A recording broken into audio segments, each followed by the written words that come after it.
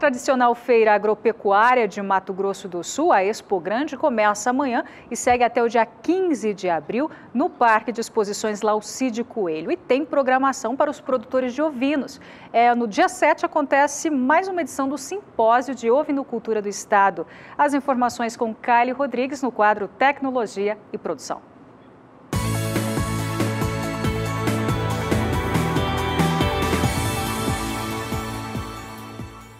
Durante a Expo Grande acontece o Simpósio Sul-Mato-Grossense de Ovinocultura. Eu estou com o Fernando Reis, que participa deste evento, e ele que fala um pouco mais sobre este evento, que é uma oportunidade para o produtor, não é mesmo, Fernando?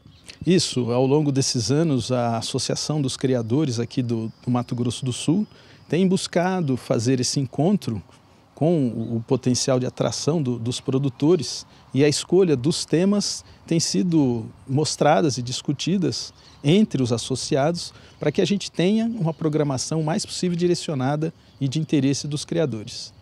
Terá também neste evento, Fernando, atualidades na seleção animal. Como que funciona essa questão? Esse é um tema recorrente e que a gente tem insistido pela pertinência e pela necessidade de se cada vez mais escolher bons animais para serem utilizados nos seus plantéis. Então, nesse ano, a seleção animal propõe-se analisar como fazer a seleção e para que se fazer essa seleção. Então, os ganhos em produção e principalmente em aspectos sanitários são muito eficientes e elevados com a escolha dos melhores animais no seu plantel. Fernando, tem como a gente falar agora em questão de produtores? O número tem aumentado? O pessoal tem investido nesse mercado? Tem sido o interesse principalmente na profissionalização dos produtores. Ainda o número é pequeno, mas a possibilidade de se investir na área tem sido cada vez mais demonstrada por esses produtores que têm buscado elevar a qualidade e principalmente a comercialização direcionada para o bom plantel. E o evento já está na 16ª edição, um evento já consagrado. Isso, a gente vem ao longo desses anos realizando esse evento com o índice de produtores participantes cada vez mais elevado. E como que faz? O produtor que está acompanhando essa entrevista e quer participar, tem que fazer inscrição antes?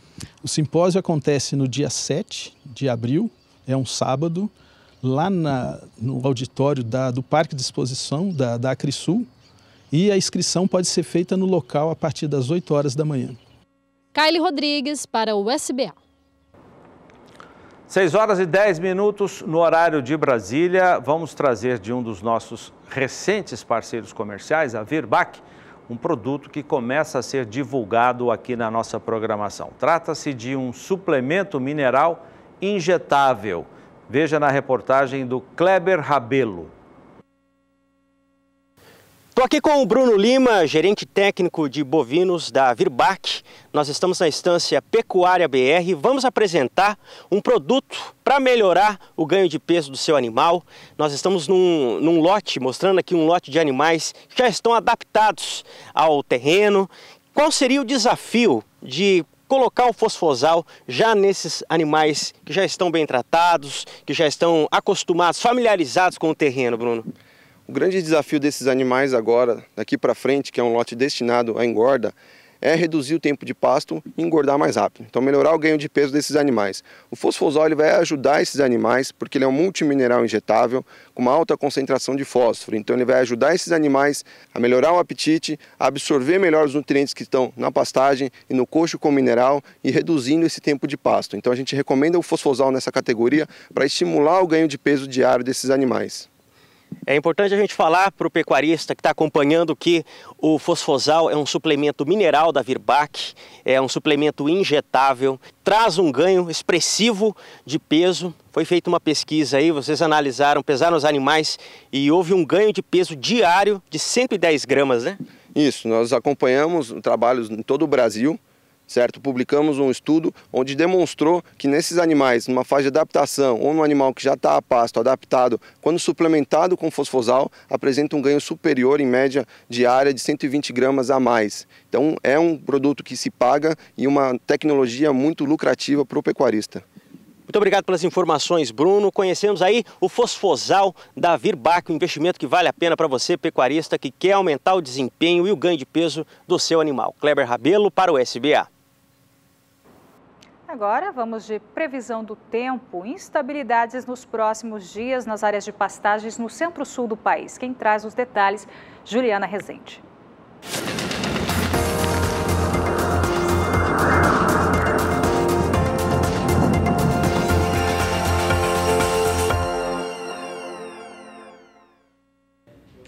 O principal sistema que vem mantendo as chuvas mais frequentes no centro-sul do país é uma frente fria que segue avançando próximo à costa da região sudeste.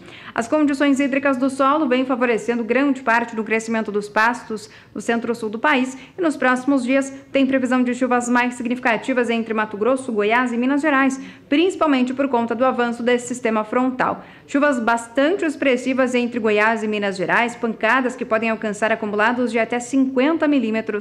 Nas áreas mais ao sul do país, tempo firme, uma massa de ar mais seco ainda atua, especialmente entre o interior paulista e Mato Grosso do Sul, e mantém os próximos dias ensolarados. Ao longo da segunda semana, a partir do dia 10, tem previsão de áreas de instabilidades retornando, principalmente para a região sul. O Rio Grande do Sul volta a receber chuvas mais significativas, especialmente nas áreas de fronteira com o Uruguai. O volume de água pode alcançar até 30 milímetros. Nas demais áreas do centro-sul, chuvas fracas e mal distribuídas. Ao longo do terceiro período, o cenário pouco vai mudar no centro-sul. Então tem previsão de chuvas, só que ainda são pancadas de fraca intensidade em grande parte do centro-sul do país. Então, durante as próximas semanas, as instabilidades devem perder um pouco mais de intensidade no centro-sul, mas a expectativa ainda é de que siga mantendo o solo com boas condições hídricas para o crescimento dos pastos na região.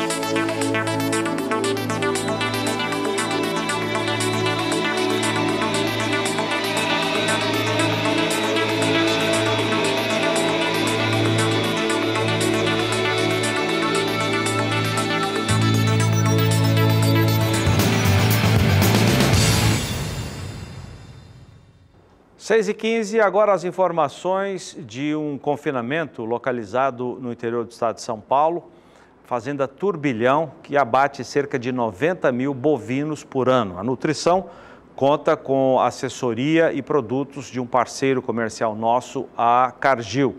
Veja com Rosa Cabral.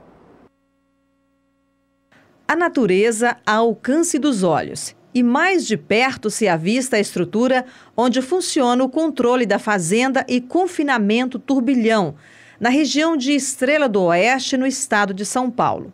Os animais engordados aqui produzem carne para o mercado interno e o da exportação, diz o empresário Etivaldo Gomes Filho, que há 8 anos está à frente da gestão.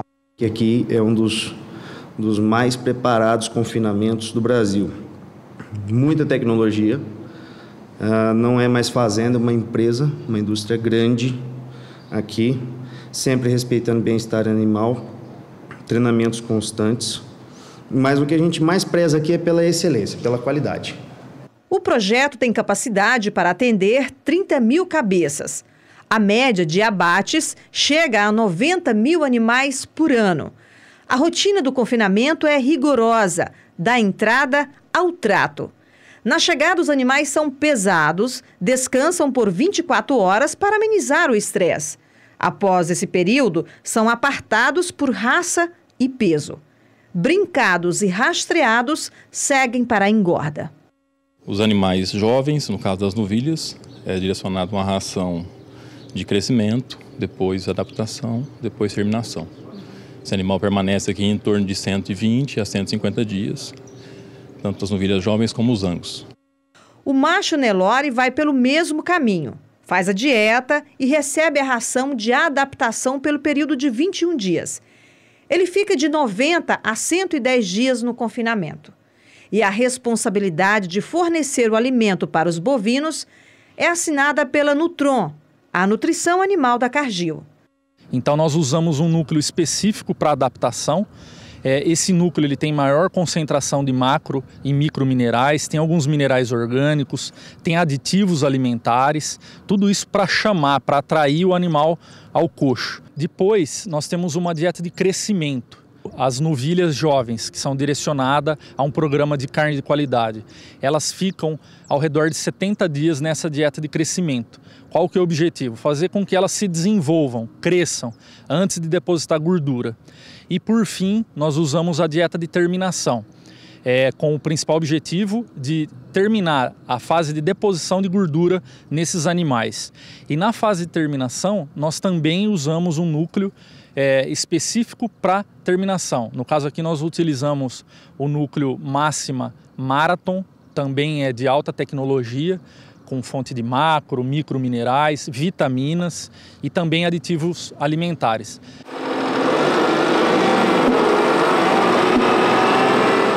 A rotina alimentar de cada curral é controlada por software de gerenciamento. Também parceria com a Nutron, que disponibiliza a ferramenta.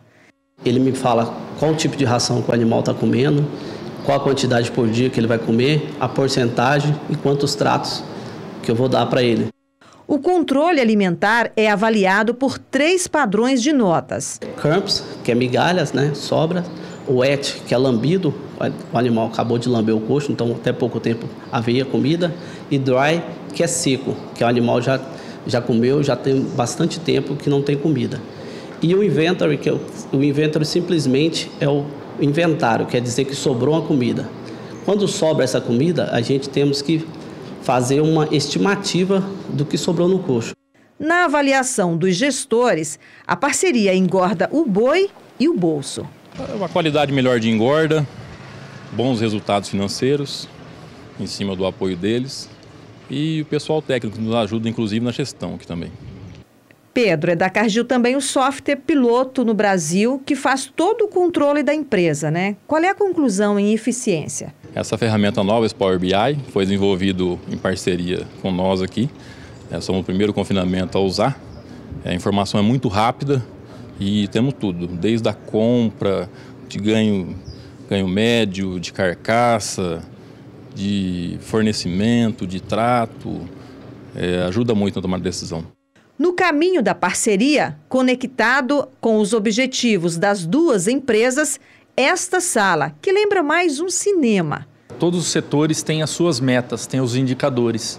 E aqui nessa sala a gente consegue checar como é que tá o trabalho de todos os setores.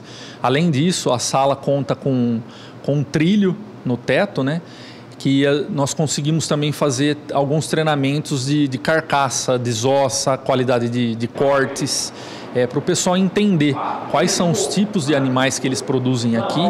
Sentir melhorias significativas de rendimento, né? No trato, na eficiências de fabricações. Então, para o colaborador é importante, ele se sente útil, ele se sente importante dentro do processo. E no processo do confinamento, a mão de obra humana precisa estar afinada com a tecnologia.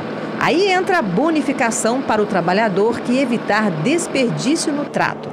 Diariamente, são uma média de 300 toneladas de ração. Conforme a gente vai tendo essa exatidão devido à tecnologia, os tags que tem em cada curral, a balança do caminhão. Então, quando você pega e junta todas as informações, a tomada de decisão é mais fácil. Então, premiar o funcionário que trabalha melhor, que trabalha com mais afinco, que trabalha com mais precisão, é a essência do projeto. Você não tira a parte de punição e dá o apoio necessário para esse funcionário, para motivar ele mais. O Fabrício está nesse perfil. Operador de pá controla rigorosamente a meta de acerto. Tem que acertar, né? Porque se pôr demais, o boi não vai engordar mais. E pôr menos, o boi não vai atingir o peso que é necessário. E o patrão perde dinheiro? O patrão está perdendo dinheiro. Você cuidando? Tem que cuidar para nós ganhar bem e o patrão ter um bom rendimento também. É isso aí. Bom, agora vamos de mercado financeiro, vamos até São Paulo com a Sara Kirchhoff, que traz o fechamento da moeda americana desta quarta-feira. Boa noite para você, Sara. Hoje, a moeda americana chega perto dos 3,37, né? É isso mesmo, Renata. Boa noite para você, boa noite a todos. A quarta-feira começou muito tensa hoje para o mercado financeiro, com o índice Bovespa registrando uma queda de 2% e o dólar tocando aí na casa dos R$ 3,37.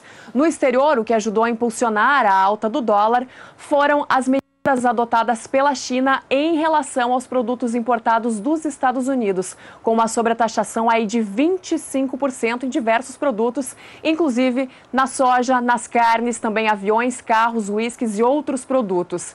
Isso fez com que o mercado reagisse com bastante cautela hoje, corresse para o dólar e o dólar tivesse, então, essa alta bem significativa ao longo do dia. Lembrando que ontem o dólar chegou na casa dos R$ 3,34, o maior patamar dos últimos 9 meses, e hoje, então, ele subia ainda mais frente ao real. Esses 25% de taxação da China sobre os produtos importados dos Estados Unidos ainda não tem uma data para acontecer, para começarem a acontecer, mas envolvem um montante aí de 50 bilhões de dólares.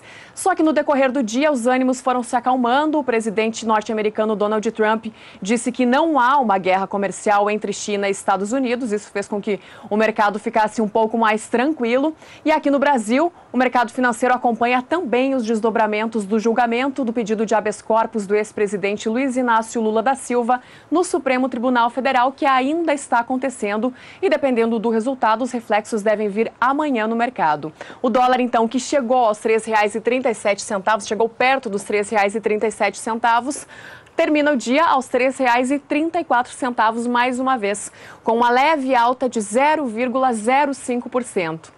Já o índice Bovespa, que eu comentei que tinha uma queda de 2% durante a manhã desta quarta-feira, fechou o dia com uma queda bem menos acentuada, que acabou ficando abaixo de 0,5%. Daqui a pouquinho eu volto com mais informações aqui de São Paulo. Renata, é com você. Obrigada, Sara, pelas informações. Daqui a pouco a Sara volta com o preço do milho e também do mercado pecuário. Zaidan. 4 de abril, um dia que vai ficar na história. Hoje, muitas manifestações marcaram esta data em Brasília. Ontem já havia sido um dia de muitas manifestações pelo Brasil, pela votação ou não pelo Supremo Tribunal Federal de um habeas corpus preventivo solicitado pelo ex-presidente Luiz Inácio Lula da Silva. Muita gente hoje na esplanada dos ministérios, impedida até de chegar até a Praça dos Três Poderes, por uma questão de segurança, manifestantes pró e contra o ex-presidente Lula, produtores rurais de todo o país que ontem acompanharam a retirada dos vetos do presidente Michel Temer ao projeto de lei que negocia as dívidas retroativas do Fundo Rural e hoje o não ao Fundo Rural, não só as dívidas retroativas, mas a cobrança dessa contribuição previdenciária. De Brasília, Odacil Canepa tem muitas informações para passar para a gente. Depois de uma manhã chuvosa e um começo de tarde também com muita chuva, o movimento dos produtores rurais que estão contra o Fundo Rural conseguiu fazer uma passeata, um protesto aqui em Brasília. O movimento começou por volta das 2 horas da tarde e foi até o final da tarde, onde se concentrou na Praça dos Três Poderes, local onde também aconteceram outros protestos, isso por conta do julgamento do Supremo Tribunal Federal. O protesto reuniu produtores rurais de várias partes do Brasil. Durante a programação, a gente volta com mais informações. Por causa dessa manifestação de produtores rurais que se dirigiram ao Planalto Central nesta quarta-feira, nós não teremos logo mais às 8h30 da noite, como estava previsto, o leilão virtual Boi em Pauta, atração da Ricardo Nicolau Leilões. Esse leilão, que seria hoje, foi transferido para a semana que vem, dia 12, também às 8h30 da noite, no horário de Brasília, aqui pelo Canal do Boi. Bom, a gente vai para um breve intervalo comercial e na volta as informações do quadro da Fazenda, de olho na Fazenda, na Fazenda Perfeita União, da 8ª semana Guzeraitê Perfeita União. Nós já voltamos. De volta agora com o quadro de olho na Fazenda, Fazenda Perfeita União.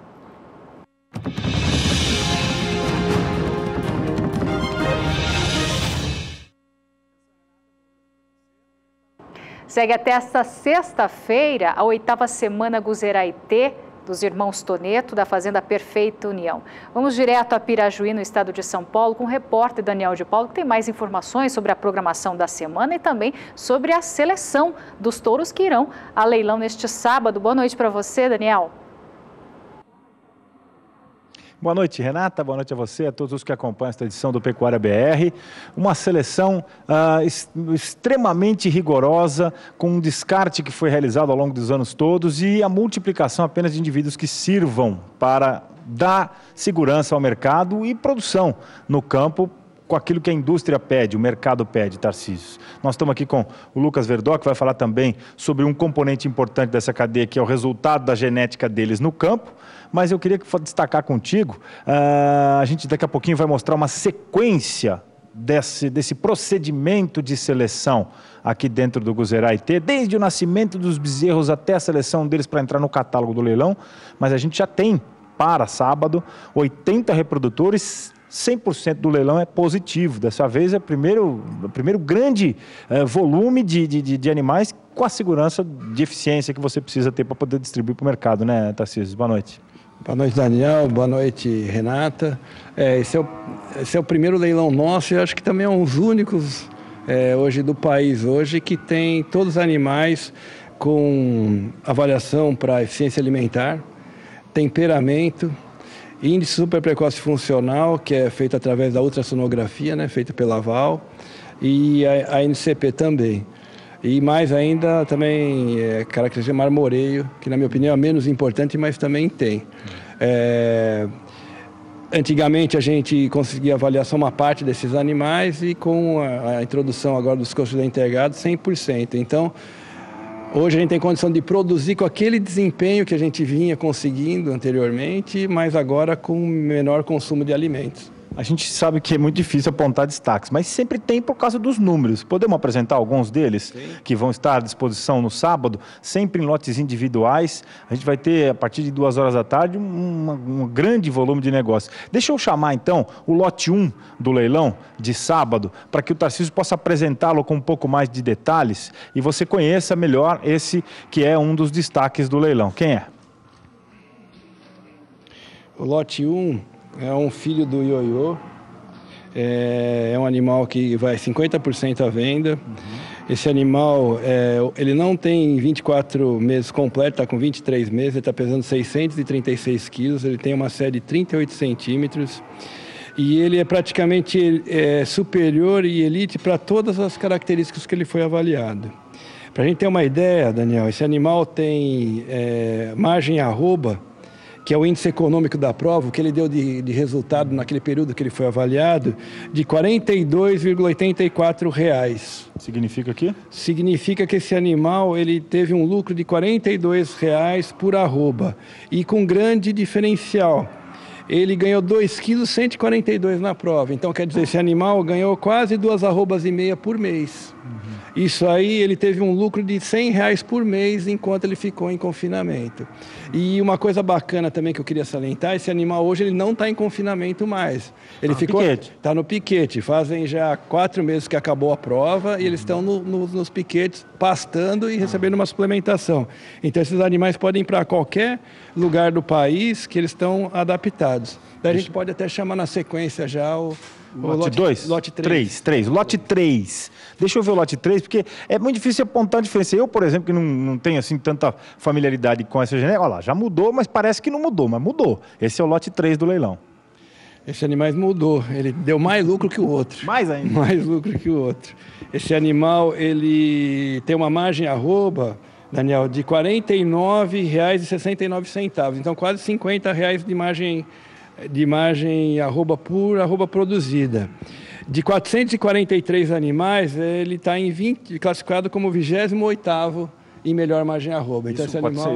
de todas as provas já realizadas aqui há 7 anos. E ele é superior e elite para todas as características. Então a gente fala em equilíbrio, está aqui um animal equilibrado. E ele tem um CAR negativo de 0,104. Então quer dizer, ele comeu menos 104 gramas para ter o consumo e para manter o peso dele. Então esse animal realmente é um fenômeno. Esse daí também vai 50% à venda.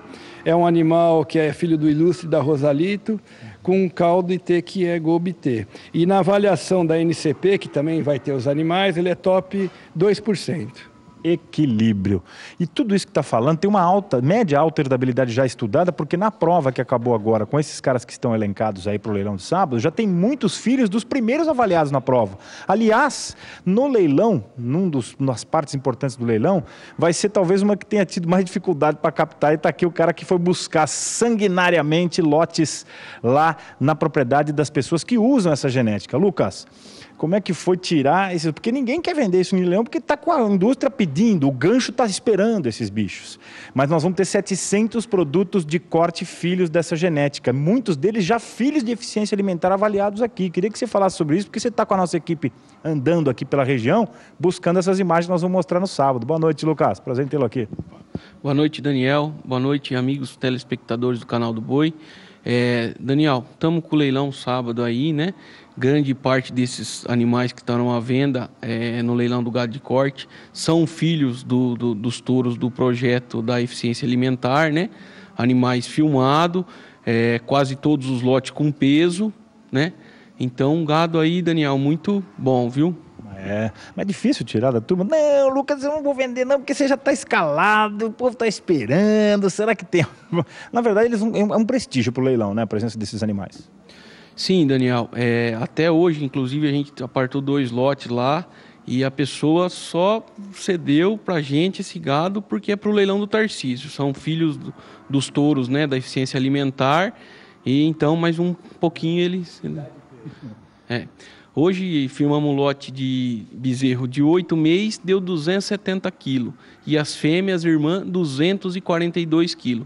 Esses 2 lotes vai estar no leilão de sábado. É um dos destaques do leilão do gado de corte aí. 700 animais parece muito, mas são poucos lotes. É um leilão ágil, porque todo mundo quer, eu repito. Inclusive quem produziu esses lotes todos com os touros que esse cara fabrica. Deve dar um orgulho se eu ouvir e falar assim, nossa, o cara está desmamando bezerro com 270 quilos, a pasta, que coisa linda, maravilha. A sua missão fica cumprida, né? De momento sim, né, Daniel? mas sempre tem que procurar coisa mais lá na frente. Hoje, a maior parte do gado hoje, ele tem peso, né? No caso nosso, a bezerrada é um pouquinho mais fácil fazer pesada por causa da heterose.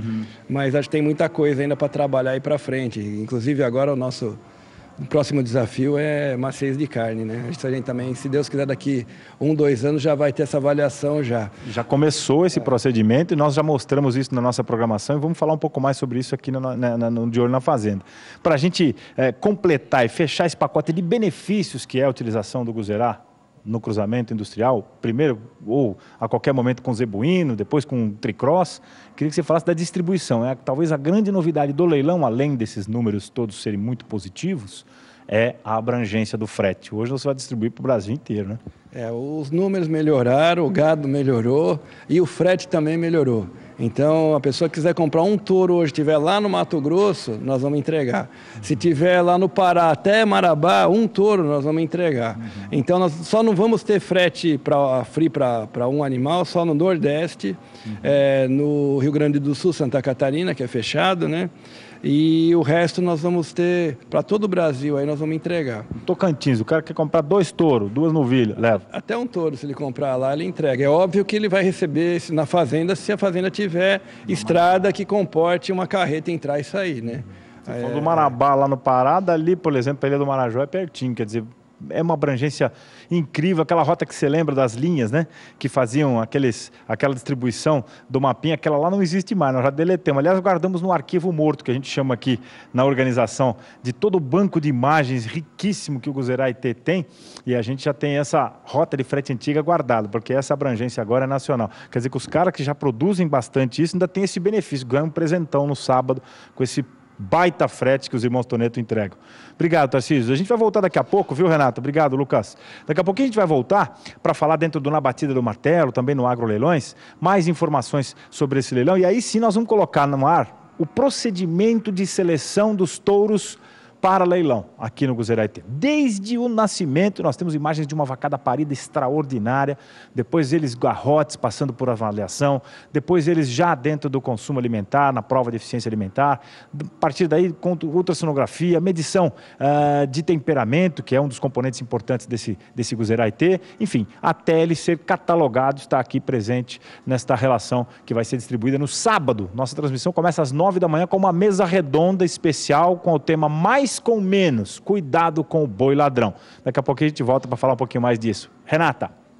Tá certo, Daniel. Obrigado pelas informações. Bom trabalho para você. Então, daqui a pouco ele volta na Batida do Martelo e também pelo Agro Leilões. Zaidan? 20 para 7 no horário de Brasília. O nosso destaque agora é a Agenda Ambiental Rural para 2018. Você, produtor, já sabe o que tem que fazer, quais são as obrigações, impostos, declarações para este ano? Eu vou conversar com um especialista, que é consultor do agronegócio na área jurídica, professor universitário também, articulista, que é o doutor Pedro Putini Mendes, que está aqui conosco. Obrigado, doutor Pedro. Tudo bem? Tudo bem, Jardim. Eu que agradeço o convite mais uma vez. Antes de falarmos desse assunto aqui da agenda ambiental, manifestação hoje em Brasília, você acompanhou? Qual é a sua avaliação? Estamos acompanhando aí para ver as modificações com relação ao fundo rural, né? Porque foi sancionada uma lei de forma recente com relação ao programa de regularização dos passivos, né? Para pagar parcelado e tudo mais, e podem haver alterações agora dependendo do que for decidido lá no Congresso, né? Então a gente tem que acompanhar. Os vetos do presidente Michel Temer foram derrubados, né? Vetos parciais. Mas a gente ainda precisa do texto que vai sair lá de dentro do Congresso para a gente fazer uma análise mais precisa sobre isso aí. Até deixo esse convite que dia 19/4, no evento da Scott Consultoria, a gente vai estar lá com uma palestra sobre o Fundo Rural, dia 19 de abril agora. É o encontro de recriadores e confinadores da Scott Consultoria, que é a nossa parceira de conteúdo aqui do canal do Boi.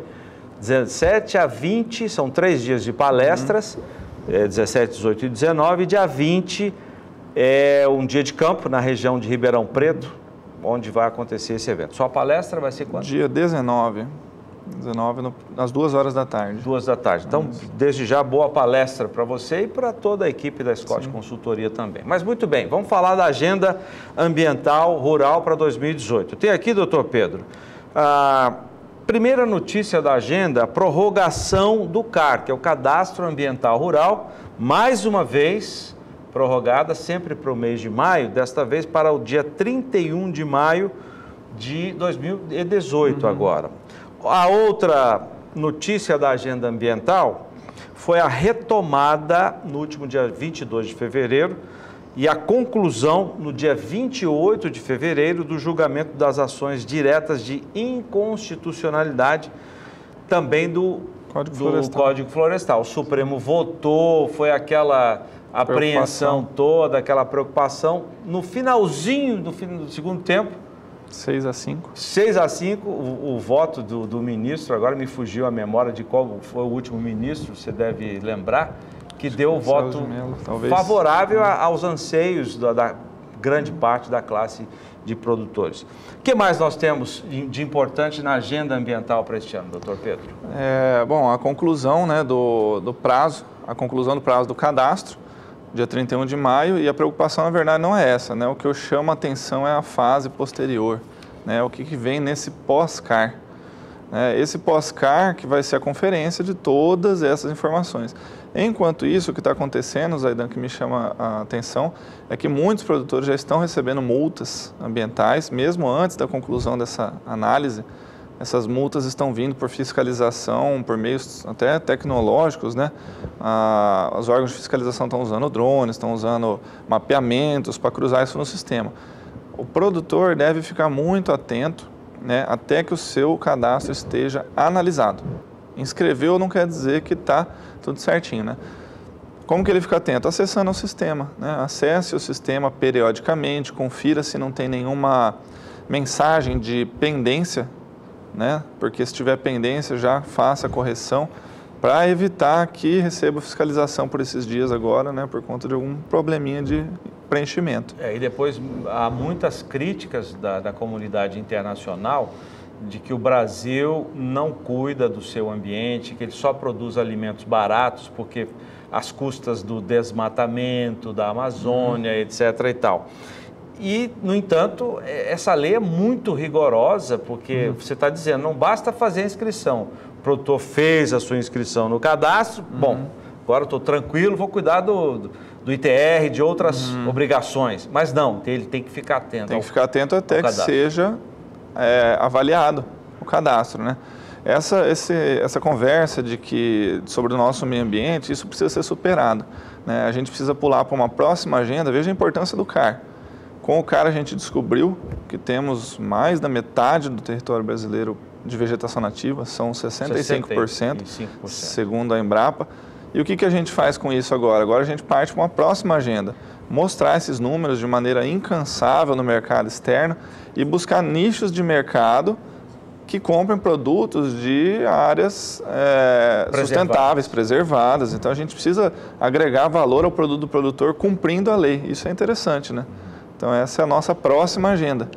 Mas enquanto isso, né, cuida do CAR. Vamos falar desse julgamento agora, no dia 28 de fevereiro. O Supremo, 6-5, votou, porque tinha alguns artigos dessa lei, a lei já estava aprovada, já estava em vigor, mas alguns artigos foram questionados na Justiça. Sim. Né? E por 6-5 o Supremo acabou dando constitucionalidade, dando como constitucionais esses artigos que haviam sido questionados. E o que vai acontecer agora? Olha, foi muito importante, eu chamo de análise temporal. Os produtores precisam fazer a análise temporal das suas propriedades. O que significa isso? Em que época que você comprou a sua propriedade e qual era o diagnóstico da vegetação nativa nessa época? Você desmatou na época de outra lei, né? Isso que eu estou falando agora é um dos artigos que foi questionado, é o artigo 68. Se você desmatou em lei de outra época, que às vezes até exigia um percentual de reserva menor, ou nem exigia, porque a reserva tinha uma outra sistemática, você deveria permanecer dessa forma. Porque tem produtores que estão com 0% de reserva em sua propriedade, porque a lei da época, naquela região, né, sabe que o cerrado nem sempre foi produtivo, nem sempre foi um bioma interessante, né? Naquela época, principalmente, era para abrir a área inteira. Então, essa análise temporal foi... Integrar para não entregar. Integrar para não integrar. Governo, né? E eu ouvi uma outra ainda, né? O pessoal, cerrado era nem dado nem herdado, né? Mas hoje é um baita de um bioma produtivo, graças às pesquisas, né? Então, precisa fazer essa análise temporal para o produtor não ser penalizado em ter que recuperar 1/5 da sua propriedade, aqueles que não precisavam, né? Então, tem que ver a legislação da época. São vários códigos ambientais. 1934, 65, alterações em 89, e aí veio de 2012. Então, tem que fazer essa avaliação Isso agora. Até o dia 31 de maio agora? Exatamente, até o dia 31 de maio agora. E, se possível, anexando os estudos, né, dos técnicos, porque tem mapeamento disponível de épocas anteriores. É só anexar e tomar cuidado. Já quero agradecer ao Dr. Pedro Putini Mendes, que é consultor jurídico, principalmente nessa área ambiental, professor universitário. Ele vai lançar um livro, juntamente com outros colegas, durante a Expo Londrina, no dia 9 de...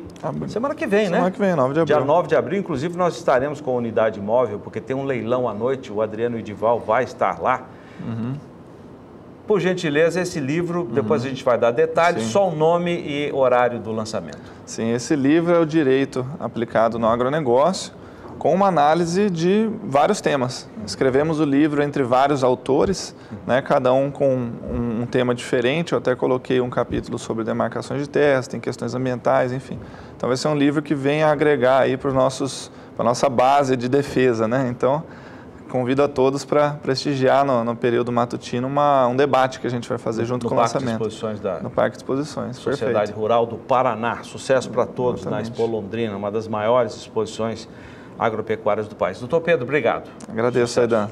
Valeu, obrigado. Obrigado. Renata. Agora vamos falar sobre a produção de milho no estado do Rio Grande do Sul, que este ano foi 23% menor se comparado à safra anterior. E essa falta do grão tem feito muitos avicultores para a fabricação de ração dos animais a planejarem a importação do cereal. As informações com Annelise Nicolotti. O Rio Grande do Sul deve fechar a safra de milho 2018 em 4,6 milhões de toneladas colhidas. É o menor volume dos últimos tempos. Só o consumo local é de 6 milhões de toneladas. Para suprir esse déficit, a avicultura deve optar pela importação de milho dos Estados Unidos. O primeiro embarque deve chegar ainda neste mês, cerca de 100 mil toneladas. O volume vai ser usado para a alimentação das aves, para a produção de carne e ovos. A escolha pelo milho norte-americano é que o alto custo impossibilitou trazer o produto do Mato Grosso e a Argentina enfrentou uma grande seca. Para importar de fora do Mercosul, os brasileiros precisam completar um pedido formal, o que já foi feito e agora passa por uma revisão do Ministério da Agricultura e Pecuária. A avicultura do Rio Grande do Sul consome quase 3 milhões de toneladas de milho por ano. Voltamos então a São Paulo com a Sara, que traz o preço atualizado do grão para esta quarta-feira. Com você, Sara.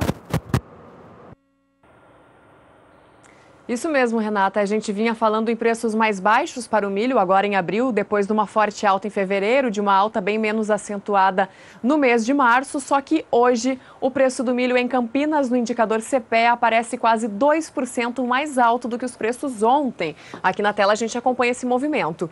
Ontem a saca de 60 quilos no mesmo indicador aparecia por R$ 40,07 e hoje sobe para R$ 40,83. Uma alta, como eu falei, de quase 2% no dia e acima de 1% já no acumulado do mês de abril, o preço do milho, mercado físico, Campinas, interior de São Paulo. No mercado futuro, o milho também apresenta alta nesta quarta-feira na Bolsa de Valores de São Paulo, diferente do milho em Chicago, que hoje tem queda. De olho na tela, eu vou começar destacando os contratos mais próximos, que são os com entrega em maio, que hoje tem uma valorização aí acima de 1%, 1,29% é a alta para o contrato de maio, que com isso vai para R$ 39,12 a saca no ajuste atual e volta a subir aqui 8 centavos nos últimos negócios. Os contratos com entrega em julho não têm alteração e aparecem por R$ 36,85 no ajuste atual, caindo aí 3 centavos nos últimos negócios. E os contratos com entrega em setembro apresentam uma alta de quase 0,5% na sessão de hoje. Com isso, o valor da saca, que estava em R$ 34,60 no ajuste anterior, hoje aparece por R$ 34,75 no ajuste atual e 5 centavos abaixo nos últimos negócios. Foi o contrato mais negociado para o mercado do milho hoje, o contrato de setembro, com mais de 4.500 negociações. Milho em alta nesta quarta-feira, então, tanto no mercado físico quanto também no mercado futuro. Daqui a pouquinho eu volto com mais informações de São Paulo. Renata, é com você. Tá certo, Sara, obrigado pelas informações. A gente vai para um breve intervalo comercial e na volta os preços do suíno e também do frango, destaque também para a pecuária leiteira. Nós já voltamos. 5:07 no horário de Brasília. Nesta semana, destaque para o segundo mês consecutivo de alta nos preços do leite pagos ao produtor rural. Isso numa média Brasil. Já demos os dados da Scott Consultoria, que apontou, da CPEA, que apontou uma alta de 5,6%, o que dá mais ou menos 5 centavos de real por litro de leite, esse é o aumento. A Scott Consultoria também apontou essa alta consecutiva. Veja os detalhes com a Juliana Pila. Olá a todos. No fechamento do mercado do leite, agora do mês de março, referente ao leite entregue no mês de fevereiro, nós tivemos a segunda alta consecutiva no preço do leite pago ao produtor. Segundo o levantamento da Scott Consultoria, na média Brasil, o litro ficou cotado em R$ 1,08 sem o frete. Isso corresponde a um aumento de 3,4% em relação ao pagamento realizado no mês anterior. A oferta de leite ela vem diminuindo, e isso é o principal motivo dessa elevação dos preços. Desde o pico de produção que aconteceu no final do ano passado, o índice Scott Consultoria de captação de leite já caiu 6,2%. E essa menor oferta, junto com a ligeira melhora na demanda, fez com que os preços dos lácteos no atacado tivessem recuperação desde o início do ano, sendo esse um fator de suporte também para as altas de preço pago ao produtor. Para o próximo pagamento, nós temos 73% das indústrias falando em alta no preço do leite pago ao produtor e o restante falando em manutenção. A gente continua falando sobre pecuária leiteira, vamos até o município de Sidrolândia, que fica aqui em Mato Grosso do Sul, saber como foram os resultados obtidos pelos produtores de leite que aderiram ao programa de assistência técnica e gerencial desenvolvido pelo Senar. A reportagem é de Miriam Valadares. Na propriedade de 15 hectares, que fica em Sidrolândia, no Mato Grosso do Sul, o produtor rural Celso Falconieri se dedica à produção leiteira. Há 2 anos, ele aderiu ao Programa de Assistência Técnica e Gerencial do Senar, o ATEG Mais Leite. De lá para cá, o saldo tem sido sempre positivo. Quando o projeto iniciou, a gente tinha 14 vacas, com média de 10 litros.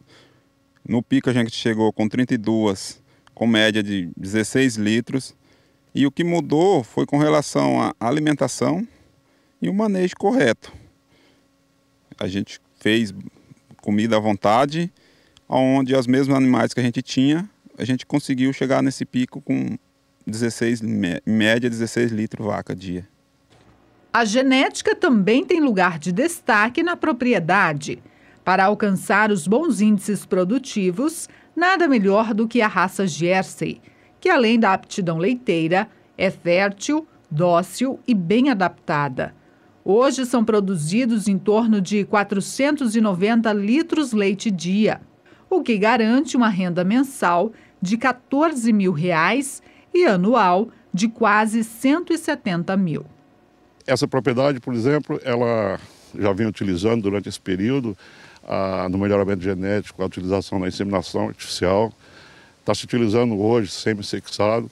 A parte nutricional está sendo feito investimentos em alguns maquinários para se aumentar a quantidade de volumoso que é essencial para a produção. E o produtor hoje se encontra num estágio que se pretende inicialmente era alcançar os 500 litros de leite, está próximo disso. E hoje se procura investir também na parte, novamente, de alimentação para suprir essa demanda. Nós temos essa propriedade hoje com essa produção de 8 mil litros hectare ano e esse percentual de animais em lactação, que chega nos 80%, temos a taxa de retorno de capital, que chega, se você considerar a terra, 26%. Se você tirar o valor terra, chega a 26%, que é um indicador muito bom, relevante e que serve para você comparar com qualquer outra atividade. Com o auxílio do Senar, o produtor age com muita cautela na aquisição de novos equipamentos. Em 3 anos, ele pretende dobrar a produção. Os investimentos que você já fez aqui, quais foram? Animais, que foram os primeiros, depois alimentação e agora como aumentou o volume de leite, a gente tem que investir em máquinas. A gente investiu em máquinas ultimamente. A meta para os próximos 3 anos é dobrar essa produção, chegar a 1.000 litros dias, com em torno de 50 animais. O programa Mais Leite existe há 4 anos aqui em Mato Grosso do Sul. Em 2017, foram atendidos 780 produtores e a expectativa do Senar para 2018 é aumentar o número de propriedades atendidas. Esse produtor ele recebe assistência técnica por 24 meses. O técnico de campo ele vai atender esse produtor uma vez por mês num período de 4 horas. Então lá é realizado tanto a parte técnica como gerencial. Aquele produtor que tem interesse de receber assistência técnica, ele tem que em grupo, formar um grupo e ir até o sindicato rural e solicitar assistência técnica. Lembrando que hoje, a nível nacional, somente 10% dos produtores têm uma assistência técnica, né? Então, assim, o Senar hoje tem investido muito em atender o produtor. Nos últimos 5 anos, a demanda por ovos aumentou em todo o país. O repórter Kleber Rabelo foi conhecer de perto uma avícola em São Gabriel do Oeste, Mato Grosso do Sul. Acompanhando o crescimento na produção de aves em Mato Grosso do Sul, com alta de 2,3% no número de cabeças abatidas e mais de 1% na produção de carne, se comparado ao mesmo período do ano passado, a procura por ovos também aumentou. Nós visitamos uma avícola em São Gabriel do Oeste, no interior do Mato Grosso do Sul, para conhecer o trabalho que é realizado por lá. O local tem 17 aviários, que são esses barracões onde as galinhas ficam, e eles são equipados com ventiladores para garantir que as aves fiquem em temperatura agradável e sofram o mínimo de estresse possível. De acordo com o proprietário da avícola, esses fatores são importantes para garantir um ovo de qualidade. A galinha tendo uma ambiência adequada, dá resultado na casca do ovo, o ovo fica um ovo mais firme, a galinha aumenta a produção, porcentagem de produção, enquanto para ela produzir, vamos dizer, 85%, ela estando no aviário automático desse, ela pode chegar até 94% de produção. Então, a gente recebe os pintinhos do estado de São Paulo de um dia e elas ficam ali até os 40 dias. São feitas as principais vacinas, né?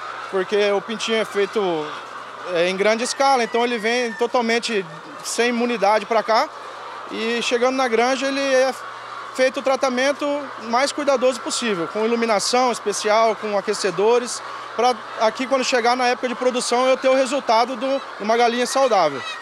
Depois de todo esse processo, os ovos chegam na fábrica para a última fase da produção. Eles passam por limpeza, polimento. Em seguida, as funcionárias conferem se há ovos quebrados ou trincados. Eles também passam por pesagem e, por fim, são embalados. Daqui, eles vão direto para as prateleiras dos mercados. Essa avícola produz por semana cerca de 280 mil ovos que vão abastecer os mercados de Campo Grande, Dourados e outras cidades do interior. No momento, essa quantidade não é suficiente para atender a demanda comercial do estado, tanto que o proprietário da avícola está investindo na construção de mais aviários. Antônio está aguardando a liberação de um crédito para financiar a construção de outros aviários. A área já está preparada, aguardando a estrutura. No momento, Antônio compra ovos de uma granja que fica no interior do estado de São Paulo, porque a procura é tão grande que a Avícola União ainda não consegue atender toda a demanda. Mas, com a construção dos novos aviários, em 60 dias ele espera aumentar pelo menos 30% da produção. O objetivo é precisar cada vez menos comprar ovos de outra granja e atender a demanda do comércio estadual com a produção da própria avícola. A gente compra ovo de fora para revender, porque até ficar pronto os outros barracões, para a gente parar de comprar. Então vamos aos preços do frango e também do suíno nesta quarta-feira com a Sara. Voltamos a São Paulo. Sara, teve alta, baixa? Renata, infelizmente para os produtores aí de suíno e frango do Brasil, os preços estão mais uma vez menores hoje no indicador CPE, o Centro de Estudos Avançados em Economia Aplicada. Como a gente vem acompanhando aqui desde o fim do ano passado, as cotações estão caindo e não conseguem se recuperar, Renata. Eu vou começar destacando aqui na tela o preço do suíno vivo em Santa Catarina, que é aí o estado referência no indicador CPE para o produto, e que hoje então passa dos R$ 2,92 para R$ 2,90, ou 0,68% de queda. No acumulado do mês de abril, agora a queda para o suíno vivo em Santa Catarina fica acima dos 2%. Queda também para o frango no estado de São Paulo, que está passando dos R$ 3,10 o quilo do frango congelado para R$ 3,08, ou uma queda de 0,65% no dia. No acumulado do mês, o produto tem recuo de 2,5% no indicador CPE, mais um dia de preços mais fracos para o suíno e para o frango. Antes de devolver o sinal para Campo Grande, uma informação de que os produtores de suíno dos Estados Unidos estão preocupados porque os preços do produto por lá devem ficar mais baixos a partir de agora. Isso acontece especialmente por causa da decisão da China de sobretaxar o produto, a carne de suína, vindo dos Estados Unidos em 25%. Como eu falei anteriormente, ainda não se sabe quando que essas taxas começarão a ser aplicadas, mas a tendência é que com isso os preços fiquem pressionados também por lá, e isso de alguma forma pode beneficiar o Brasil, que é também um exportador de carne suína. Daqui a pouquinho eu volto com mais informações de São Paulo. Renata, é com você. Obrigada, Sara, pelas informações. E a ADM do Brasil está construindo o maior centro de produção de proteínas do país aqui em Mato Grosso do Sul. Fabiano Reis, do programa Agricultura BR, apresentou algumas informações durante a exibição do programa. Confira agora. Vou falar agora da ADM, que é uma das maiores empresas de agronegócio que operam no Brasil.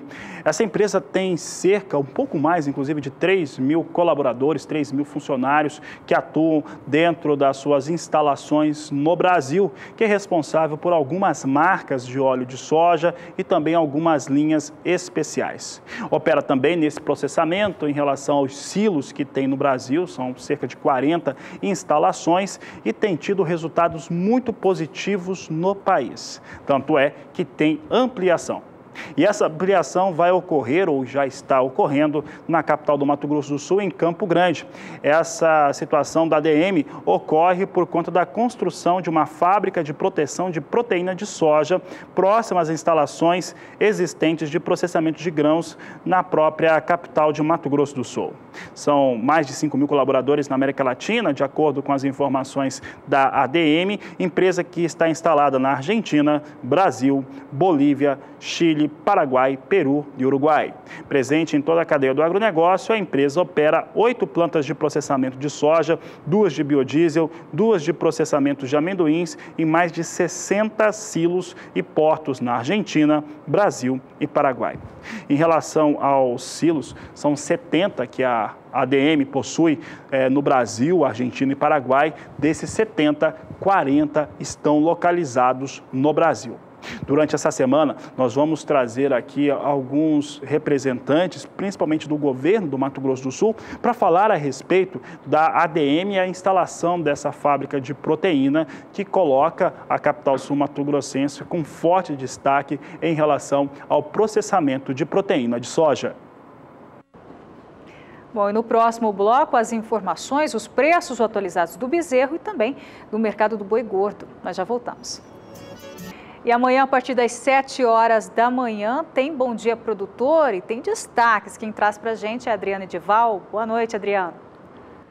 Boa noite a você, Renata. Boa noite aos amigos de todo o Brasil que estão vendo o Pecuária BR, lógico, absorvendo todas estas informações. Falando em informações, meu amigo, informação é o que move o mundo. Você sabia disso, né? Quem detém a informação, detém o poder. E amanhã, logo bem cedo, a partir das 7 horas, pelo horário de Brasília, o nosso encontro está marcado. Nós vamos trazer resultados sobre a manifestação que está acontecendo hoje em Brasília, em prol do fim do Fundo Rural. Nós vamos falar da Expo Grande 2018. 2018. E aí, dentro desse assunto que nós vamos abordar, Expo Grande 2018, nós vamos falar também um assunto interessante sobre a pecuária leiteira. A Casa do Produtor Leiteiro, que fica dentro da Expo Grande, será a inauguração dela. Nós vamos falar sobre esse assunto amanhã pela manhã, além das nossas agendas de leilões. Falando em agenda de leilões, daqui a pouco tem o Na Batida do Martelo. Eu conto com a sua companhia. Vamos falar a respeito do leilão Genética do Paraná, que acontece na próxima terça-feira dentro da Expo Londrina. Nós vamos falar também do Guzeraity, que está acontecendo no interior do estado de São Paulo.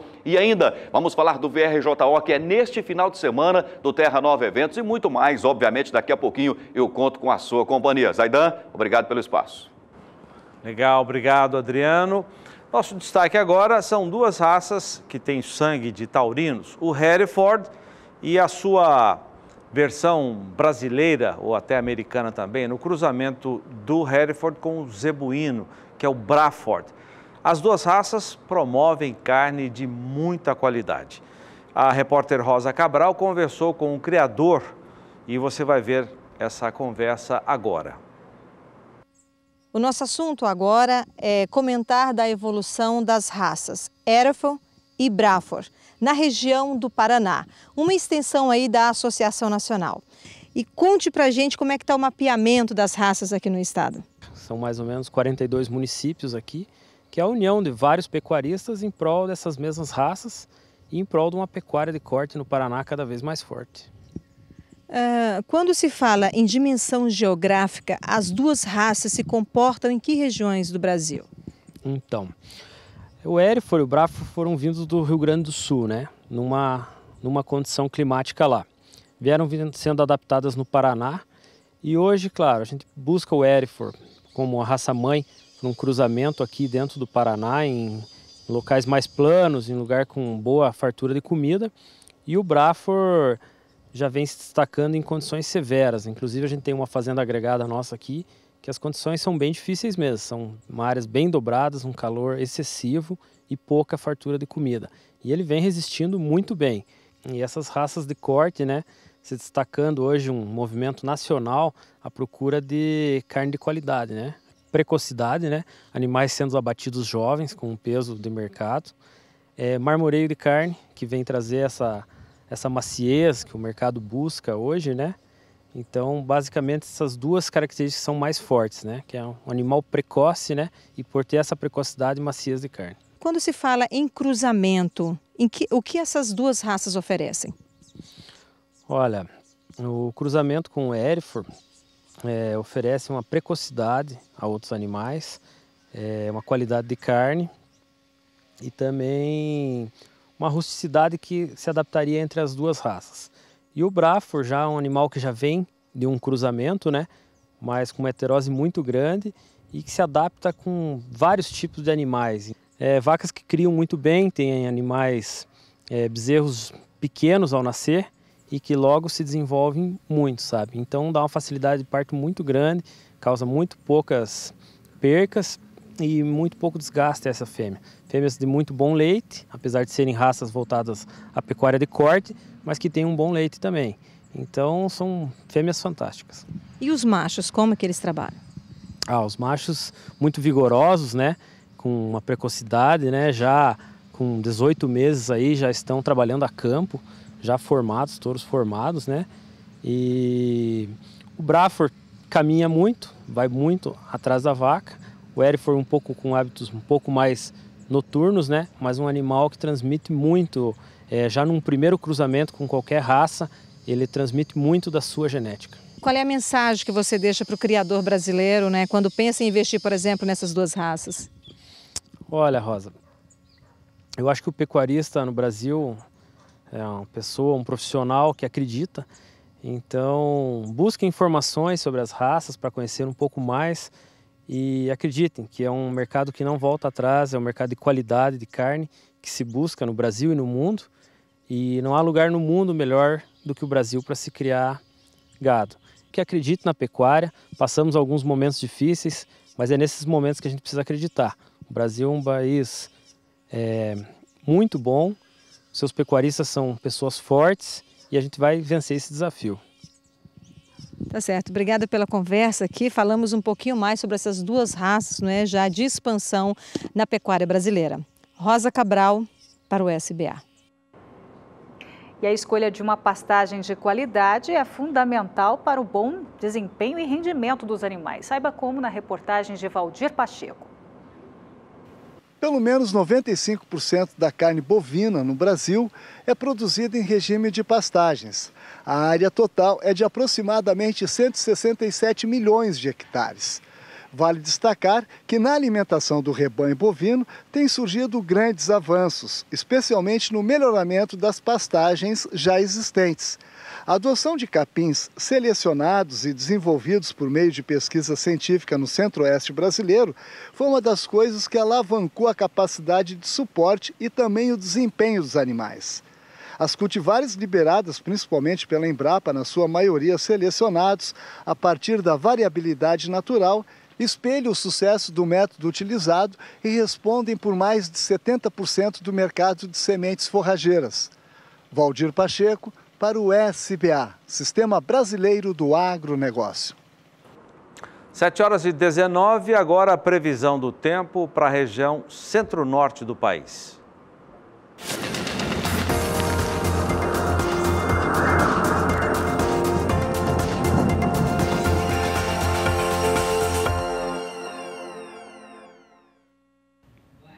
Instabilidades tropicais lá no alto da atmosfera seguem mantendo as condições favoráveis para o setor da pecuária na metade norte do país. As últimas chuvas foram fortes o suficiente e abrangentes, a ponto de manter o solo com boas condições hídricas. Nas áreas em rosa, os índices passam de 90%.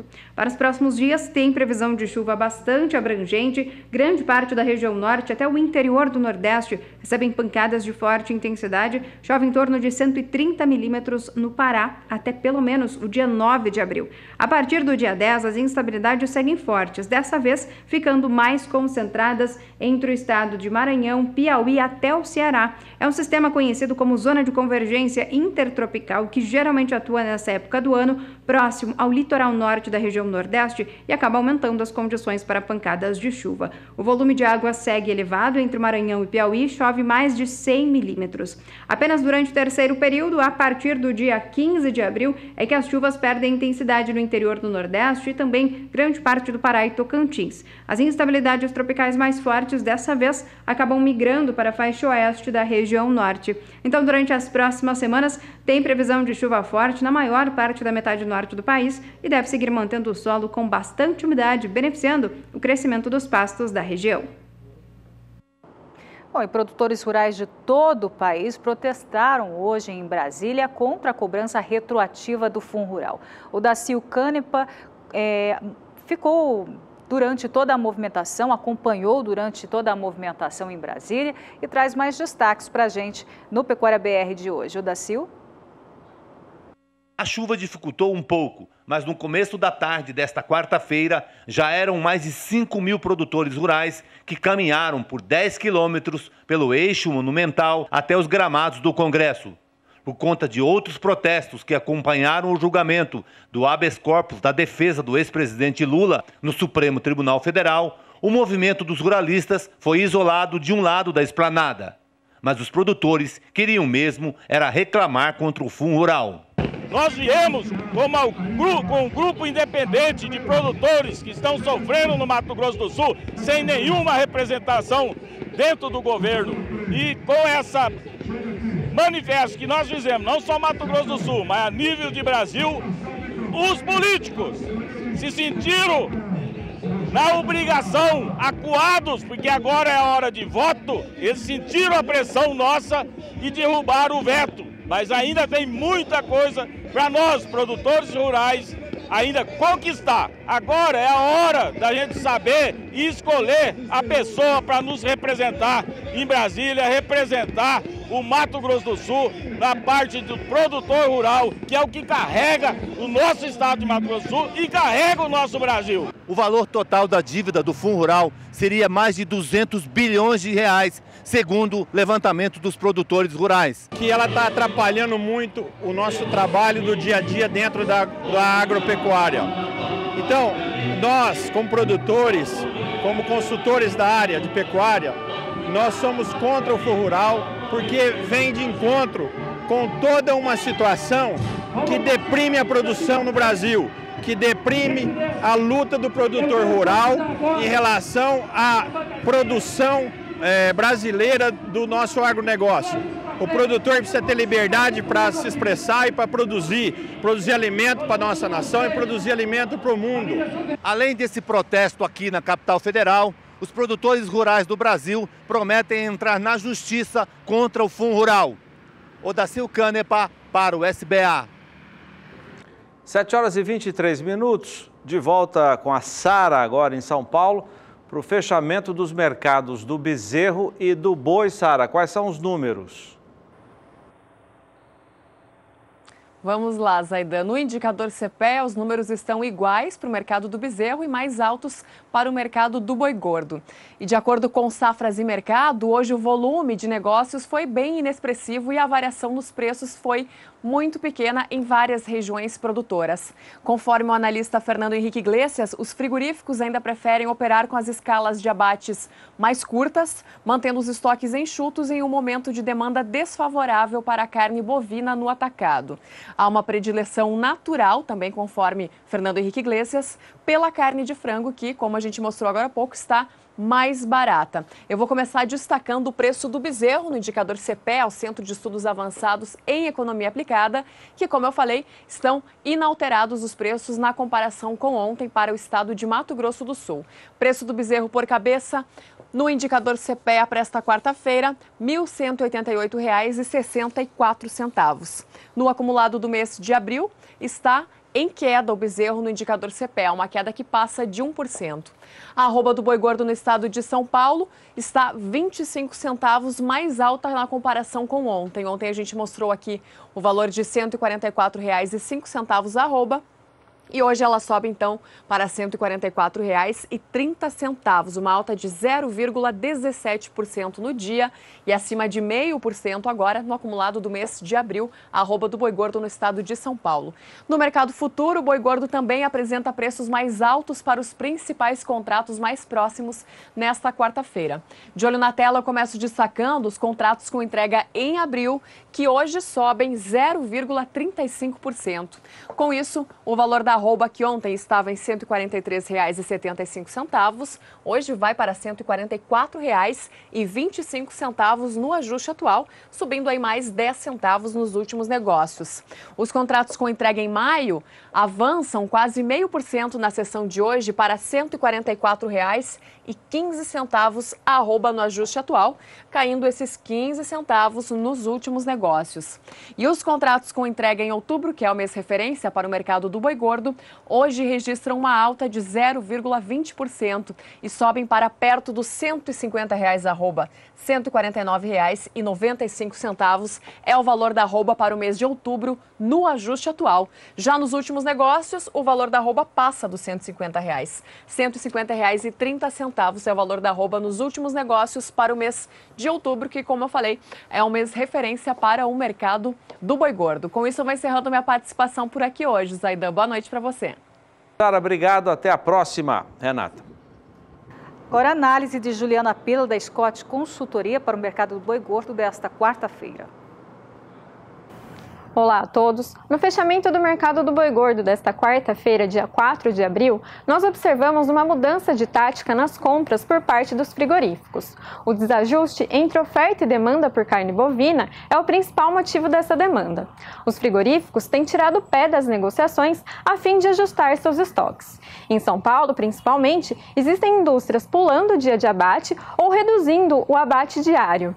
Apesar da pressão de baixa do mercado ainda não estar muito forte, visto que a oferta de animais terminados não está abundante, esse é um ponto que merece atenção nos próximos dias.